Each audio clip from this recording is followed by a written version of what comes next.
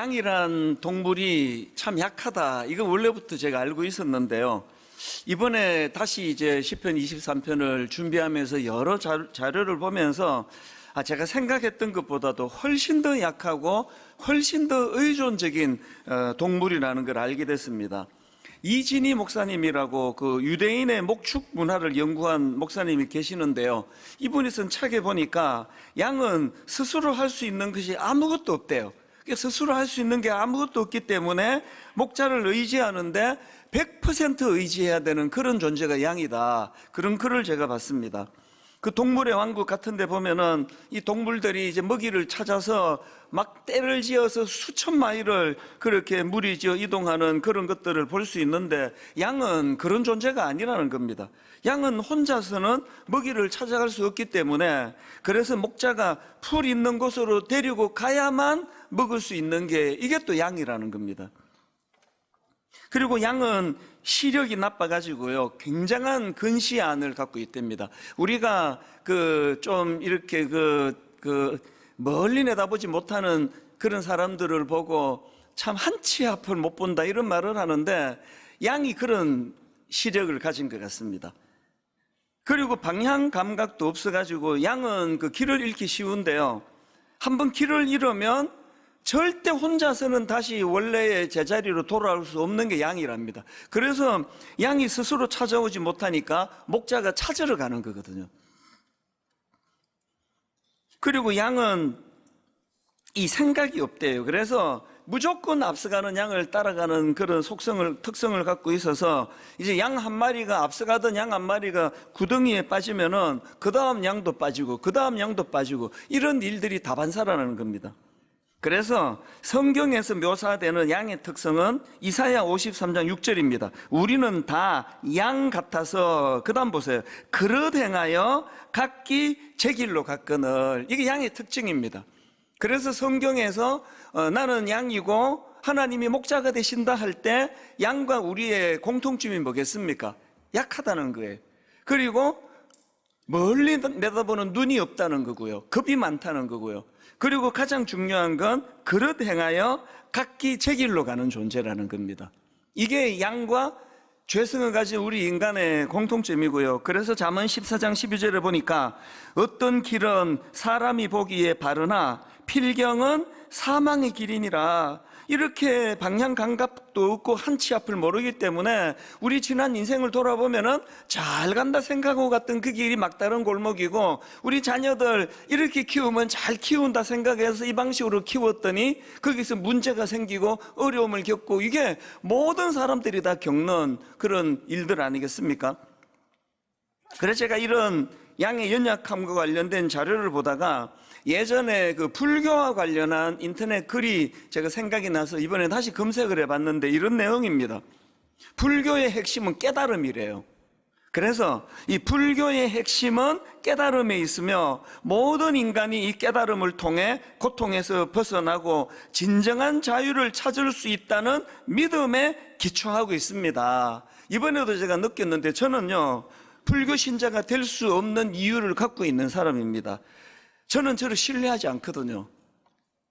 그래서 저는 알아요. 제가 아무리 노력을 해도, 제가 아무리 몸부림을 친다 해도 제 노력과 그래서 얻은 이 깨달음이 저를 구원할 수 없다는 걸 저는 너무 잘 압니다. 아까 양이 한번 길을 잃어버리면 절대로 자기 힘으로 다시 원래의 자리로 찾을 수 없다고 한다면 그게 저거든요. 그래서 하나님께서 저보고요, 네가 길 잃어버렸는데 네가 찾아가라, 네가 깨달아라, 이렇게 말씀하셨다면 글쎄 어떻게 살았을까요? 너무나 감사하게도 하나님께서는 저에게 목자가 되어주시고, 그래서 또 불교를 설명하는 또 다른 글 하나를 보면서 오히려 제가 하나님께 감사했습니다.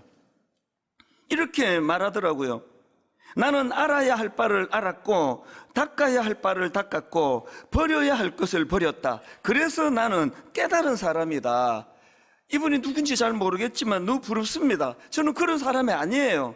그래서 불교의 핵심이 깨달음이라고 한다면요, 우리 기독교의 핵심은 철저하게 나의 무기력함을 아는 게 그게 기독교고, 그래서 우리에게는 내가 노력하고 내가 수고해서 깨달음을 찾는 게 아니라 나는 목자가 필요한 인생이구나, 목자가 필요한 양과 같은 존재구나. 내버려두면 엉뚱한 길로 가고, 내버려두면 눈이 어두워가지고 이게 뭐 나를 잡으러 오는 건지 나를 유해주는 건지 분간을 못하는 게 그게 나 같은 인간이구나. 이걸 깨닫는 게 그게 기독교라고 생각합니다. 그래서 시편 23편 1편 1절에 이 전제가요, 여호와는 나의 목자시니 내게 부족함이 없으리로다. 신앙은 관계예요. 신앙은 내가 뭘 덕도하고 내가 뭘 깨달아가고 이렇게 애쓰는 게 아니라 신앙은 관계입니다. 하나님과의 관계를 회복하는 거, 이게 신앙이거든요. 그래서 여호와가 나의 목자가 되기 때문에 이렇게 우둔하고 어리석은 존재지만, 그리고 자기 자신이 자기를 믿을 수 없는 그런 부끄러운 존재지만, 그래도 목자가 계셔서 손색 없이 이렇게 인생길을 걸어오게 된 거, 이 시간이 갈수록 이게 감사가 나오고 감격이 되는 거거든요. 제가 이런 관점으로 시편 23편 읽다 보니까 시편 23편에서 유일하게 반복하는 게 하나 있더라고요. 그게 인도하심입니다. 자, 먼저 2절에 그 말씀이 나옵니다. 그가 나를 푸른 풀밭에 누이시며 쉴 만한 물가로 인도하시는도다. 여기 한번 나오고요. 그리고 3절을 보십시오.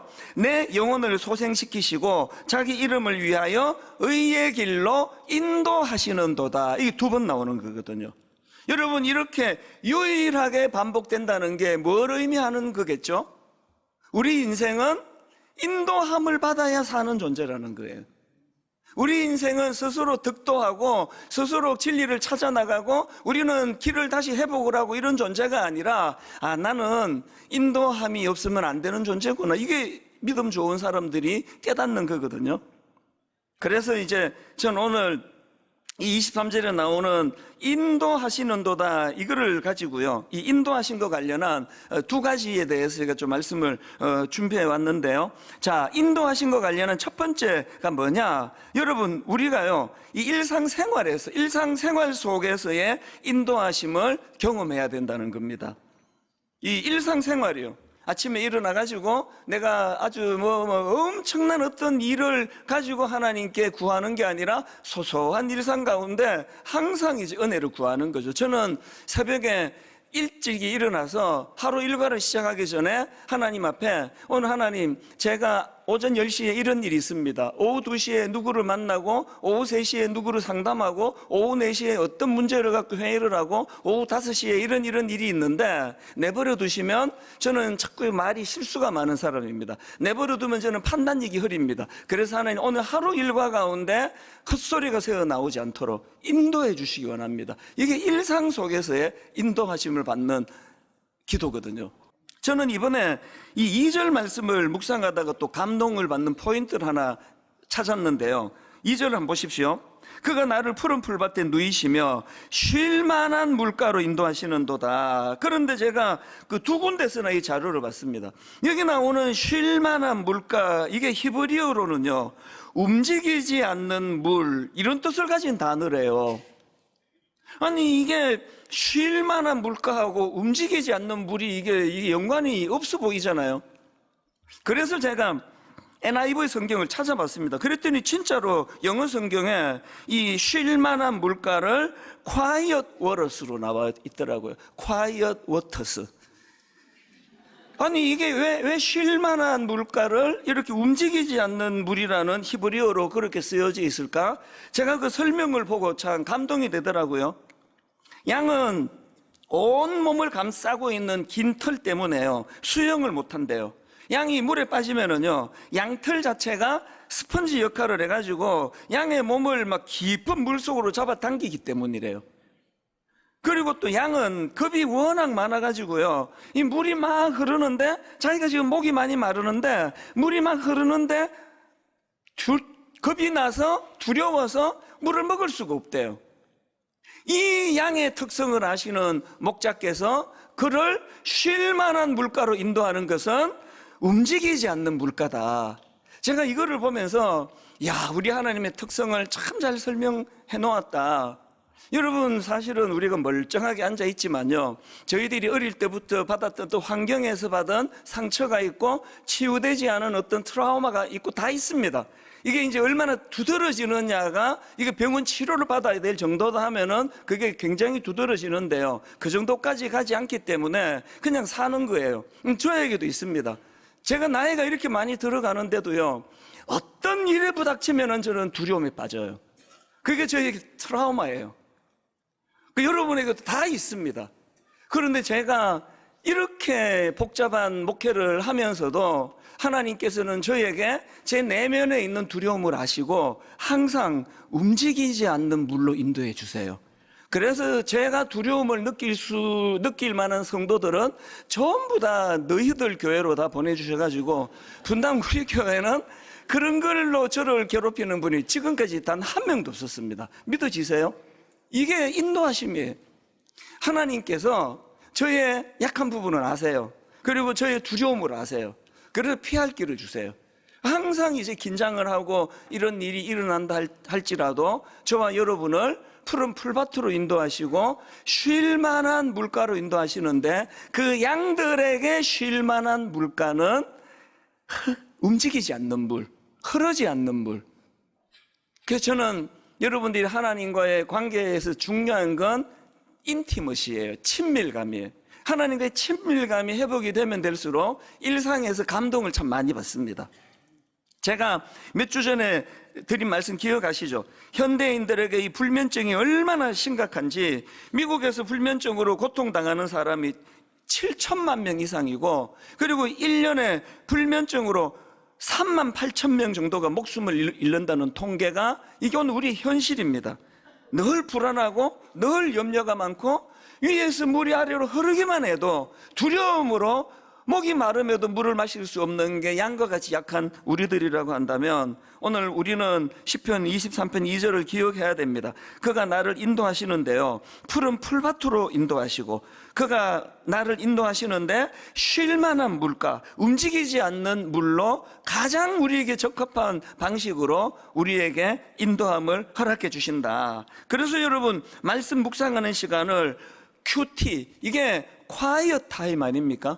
그래서 저는 여러분들이 일상생활에서의 하나님의 인도하심을 많이 누리게 되시기를 바랍니다.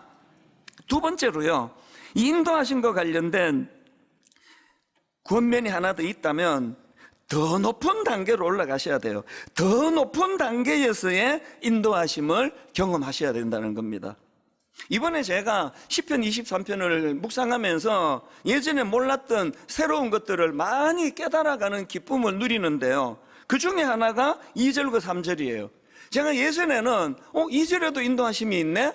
3절에도 인도하심이 나오네 그랬는데요, 이게 낮은 단계의 인도하심에서 높은 단계로 인도하심을 받는 점층적이라는 걸 이번에 알게 됐죠. 지난주 월요일 오전에 기차에서 알게 됐습니다.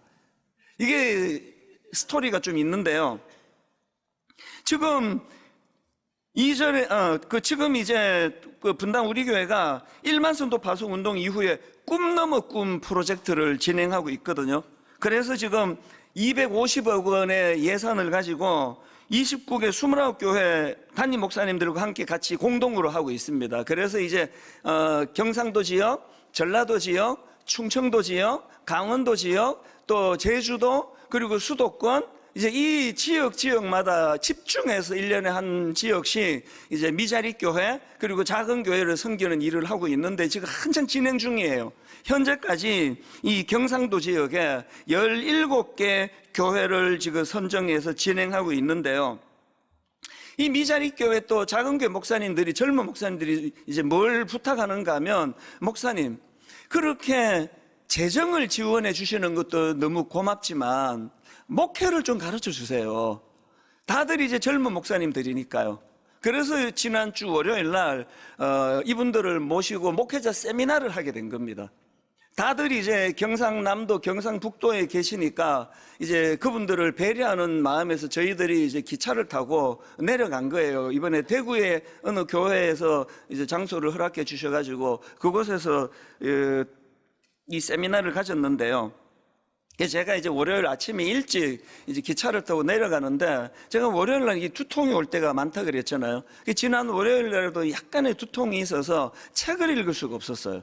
그래서 이제 눈을 감고 묵상을 하죠. 시편 23편을 가지고 묵상하면서, 이제 이 젊은 목사님들에게 내가 무슨 말로 이 세미나를 해야 되나, 물론 다 준비를 해갖고 내려가죠. 그러나 눈을 감고 이제 제가 그 묵상을 하는 가운데 깨달은 게 이거예요. 2절에 보니까요, 그가 나를 푸른 풀밭에 누이심에 쉴 만한 물가로 인도하시는도다. 이게 할 일이 아무것도 없는 거예요. 이게 낮은 단계에 인도하심에 그냥 누리면 돼요. 그냥 쉴 만한 물가에 가서 그거를 그냥 누리도록 인도해 주시는 인도하심이 있고요. 그런가 하면 그 다음 3절에 보니까 더 높은 단계의 인도하심입니다. 내 영혼을 소생시키시고, 그 다음 보세요. 하나님 이름을 위하여, 그리고 그 다음에 의의 길로 인도하시는도다. 그래서 이걸 제가 더 높은 단계의 인도하심이라고 했죠. 여러분, 언제까지 2절에서 낮은 단계의 인도하심만 구하시겠냐고요. 계속 그냥 쉬게 해주세요. 월급 올려주세요. 건강 지켜주세요. 우리 가정을 보호해주세요. 이건 2절에서의 보호하심이거든요. 이제 여러분 한 단계 올라가셔야 돼요. 하나님의 나라를 위하여, 그분의 영광을 위하여, 그리고 우리가 예수 믿는 사람으로서 하나님, 제가 진실하기 원합니다. 의로운 삶을 살기 원합니다. 거짓되지 않기 원합니다. 내 유익을 위하여 남의 눈에 눈물 흘리는 일을 하지 않도록 주님 인도하여 주시기 원합니다. 이것도 인도하심이잖아요. 그 제가 기차에서 이게 당연히 이제 원고하고 프린트 해가지고 준비를 해갔는데, 바로 기차에서 제가 이제 그 볼펜을 꺼내갖고 막 이제 기차에서 깨달은 말씀들을 가지고 세미나를 한 거죠. 잊혀질만 하면 무슨 목사가 타락을 하고 무슨 목사가 변질을 하고, 왜 이런 일이 끊임없이 나오느냐고요. 여러분, 이제 우리 2절에서의 인도하심에서 좀 진도가 나갈 때가 된 것 같지 않으십니까? 이제 3절로 높은 차원의 인도하심을 받으실 때가 된 거 아닙니까?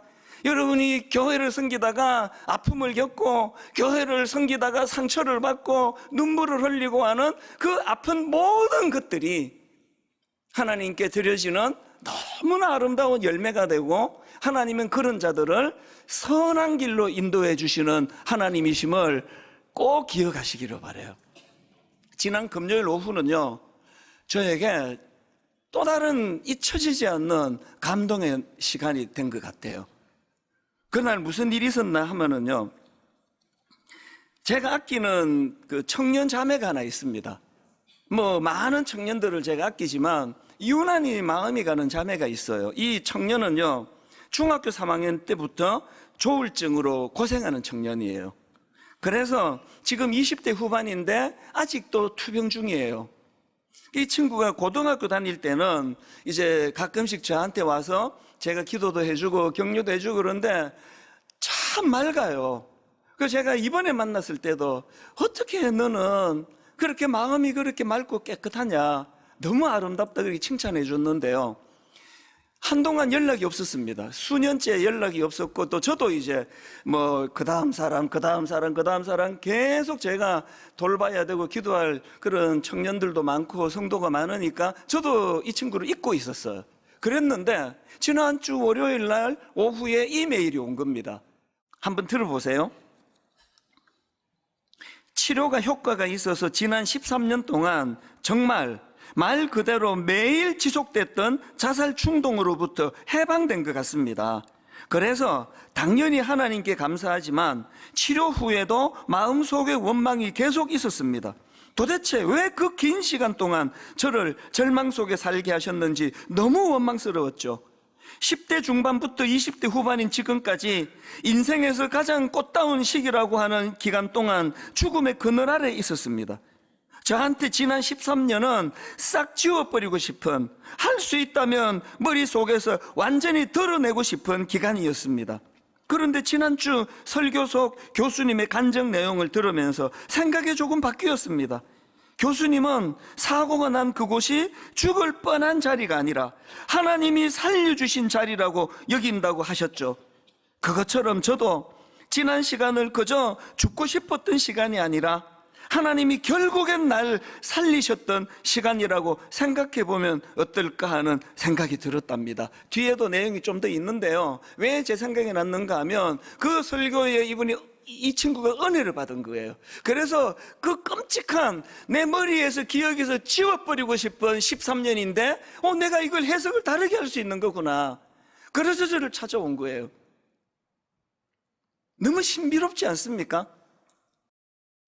그 교수님이 8살 때 수십 년 전에 겪었던 그 아픈 그 경험이 수십 년이 지난 오늘 분당에 있는 한 청년에게 인생을 새로 해석할 수 있는 놀라운 은혜를 제공하는 도구가 됐다는 거예요. 그리고요, 제가 감동했던 게 저에게 보내온 메일에 이 청년이요, 예배드리는 여러분을 향한 당부가 있다는 사실이에요. 이렇게 글을 썼습니다.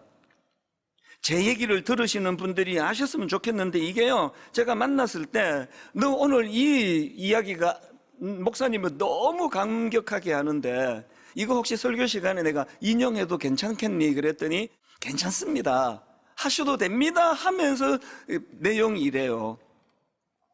제 얘기를 들으시는 분들이 아셨으면 좋겠는 게 제가 여전히 조금은 하나님을 원망한다는 거예요. 절망의 늪에 빠져본 사람은 물론이고 늪에서 방금 나온 사람이 갑자기 기뻐 막 뛰어다니긴 무리잖아요. 당장은 그럴 힘이 없죠. 저도 그래요. 지난주 설교가 생각의 전환을 가져다 주었지만 마음속에 하나님에 대한 원망이 눈 녹듯 사라지진 않았습니다. 그러니 들으시는 분들도 자기 마음이 한 번에 뒤바뀌지 않는다고 해서 자책하거나 힘들어 하시지 않으면 좋겠습니다. 그저 저렇게도 생각해 볼 수 있겠구나 싶다면 그걸로도 어마어마한 일이라고 생각해요. 절망 속에서 얼마나 많은 희망의 말들이 튕겨져 나갔는지 저는 알거든요. 그러니 설교를 통해 딱 한 번, 정말 딱 한 번 절망의 다른 이름, 그 가능성을, 이게 너무 저를 뭉클하게 했습니다. 딱 한 번, 정말 딱 한 번 절망의 다른 이름, 그 가능성을 스치듯 생각해 보는 것만으로도 충분하다고 생각해요. 부디 절망 속에 계시는 혹은 이제 막 빠져나온 모든 분들에게 제 이야기가 위로가 되기를 바라고 그분들을 응원합니다. 저는 이 편지를 읽고 나서 이 자매를 위해 기도했습니다. 하나님, 13살 때 발병돼 가지고 20대 후반이 되는 동안 13년의 그 세월 동안 단 한 번도 자살 충동을 느끼지 않은 적이 없었던 이 아픈 이 일이 이 자매에게 없으면 더 좋을 일이 아니라 하나님은 이 청년의 고통을 재료로 쓰셔서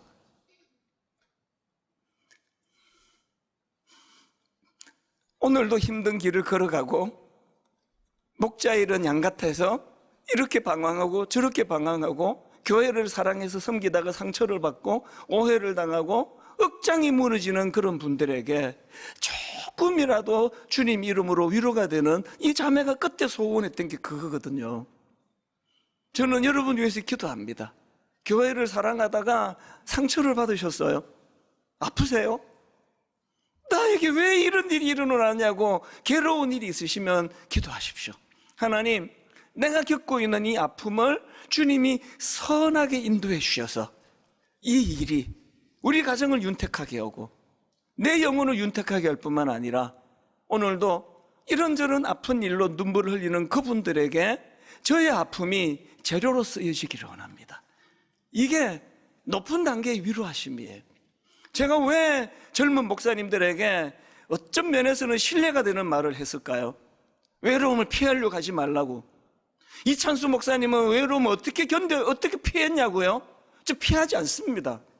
해결하려고 애쓰지 않습니다. 그러면서 기도하죠.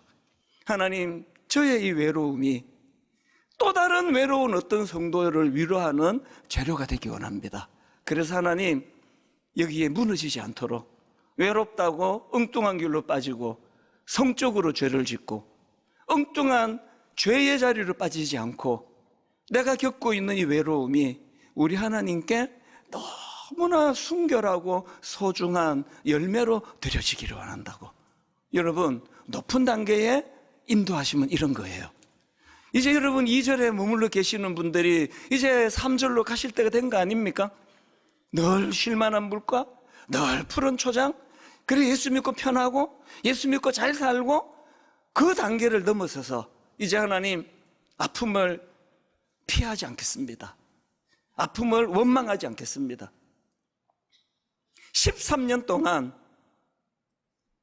자살 충동을 느끼지 않은 적이 단 한 번도 없었다고 고백한 그 청년이 목사님 좀 만났으면 좋겠다는 건 이걸 저희에게 불평하고 원망하려고 만나자고 한 게 아니라 이 기쁨을 나누기 위해서라면요. 아까 여러분 양하고 우리들의 공통점이 있다 그랬죠. 우리는 다 양 같아서 그릇 행하여 각기 제 길로 갔거늘. 이게 여러분이고 이게 저예요. 그런데 목자 되시는 그분은 이런 각기 제 길로 간 저희들을 내치지 않으시고, 그래서 내가 필요해. 너는 한 번 옆길로 가면 제자리로 돌아올 능력이 없는데 그래서 내가 가마. 그래서 여러분 여기 오신 거예요.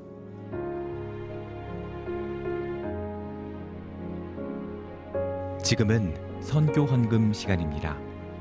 이 예배를 통해 삶 가운데 은혜와 회복이 충만하시길 간절히 기도합니다.